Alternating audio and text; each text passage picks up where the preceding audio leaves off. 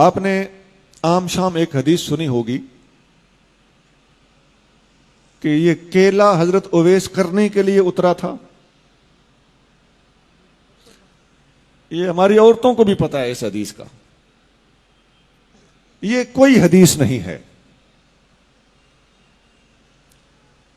آپ نے ایک اور حدیث سنی ہوگی کہ نبی کریم صلی اللہ علیہ وآلہ وسلم نے ایک بڑھیا کی گٹھڑی اٹھائی, اسے اس کی منزل مقصود تک پہنچایا.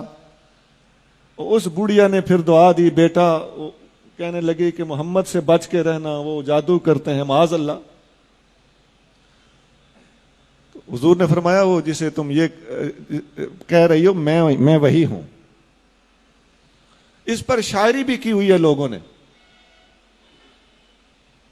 یہ کوئی حدیث نہیں ہے. وہ کوڑا پھینکنے والی بوڑھیا کی عورت حدیث آپ نے سنی پڑی ہوگی, ہم نے اس کا کہیں وجود نہیں دیکھا.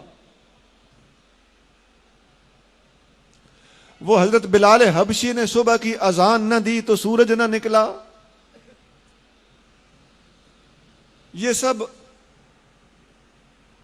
کسی قوال کو کہیں سے ملی ہیں, ان کا کتابوں میں کہیں وجود نہیں ہے.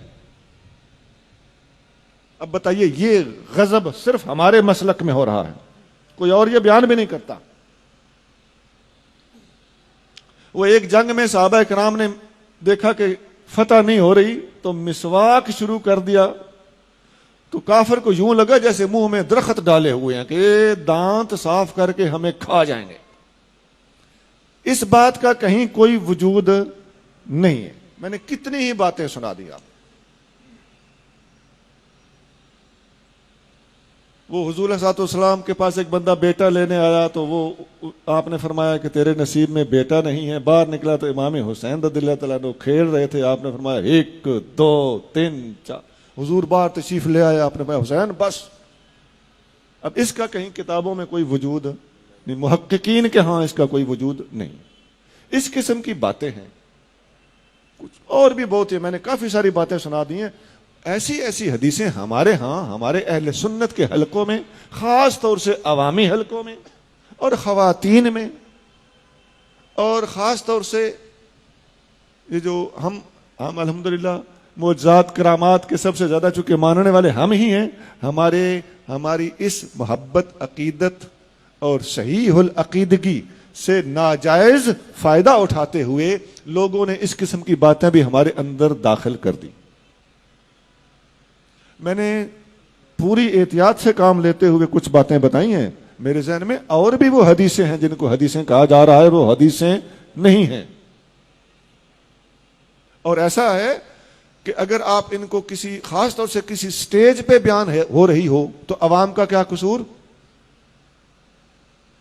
میں اپنے بیٹوں سے درخواست کروں گا کہ حدیث آپ نے کنفرم کیے بغیر کبھی بیان نہیں کرنی, اور اگر کوئی بیان کرے آپ کو پتا ہو کہ یہ حدیث نہیں ہے تو اسے ضرور سمجھانا ہے. نہیں تو دین کا بہت بڑا نقصان ہو رہا ہے اور ابھی اور ہو چلا ہے. جرت کوئی نہیں کرتا کسی کو سمجھانے کی اپنی عزت بچانے کے لیے. جھوٹ بولا جا رہا ہے, اگر آپ سمجھاؤ تو آپ کو کہے گا کہ تیری عقیدت میں فرق ہے, تیری محبت میں فرق ہے.